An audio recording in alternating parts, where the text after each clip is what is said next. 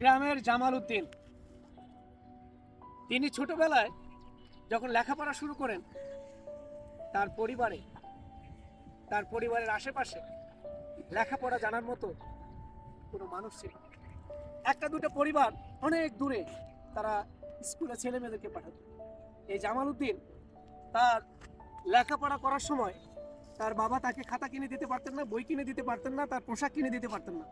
অথচ এই ছেলেটি নিজে অন্যের জমিতে কাজ করে, অন্যের বাড়িতে কাজ করে লেখাপড়া শিখে পরবর্তীতে দেখা যায় সে সফলতা চরম শিখরে উঠে এবং সে এখন বাংলাদেশের সীমানা পেরিয়ে বিদেশে অবস্থান করছে।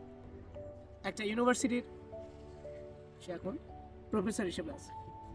তো আমার কথা হচ্ছে, যারা দরিদ্র পরিবারে, আমাদের মতো যারা দরিদ্র পরিবারে আমরা জন্মগ্রহণ করি, আমরা মনে করি লেখাপড়া আমাদের দ্বারা সম্ভব না, আমাদের দ্বারা উচ্চশিক্ষা সম্ভব না, আমাদের দ্বারা ভালো কিছু করা সম্ভব না। বাবা মাকে নানান ধরনের প্যারা দিই, বাবা মাদেরকে অপমান করি, বাবা মাদেরকে সহ্য করতে পারি না।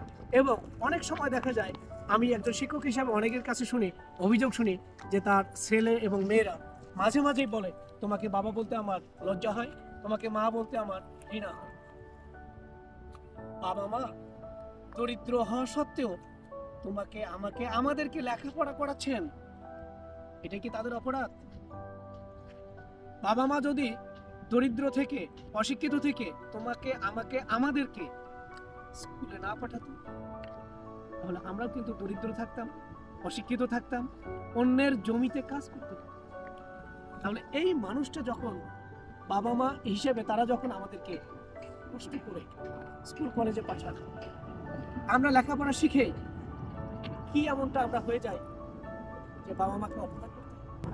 আসলে আমাদের বাবা মা, আমাদের অভিভাবক, আমাদের শিক্ষক, তাদেরকে সম্মানের চোখে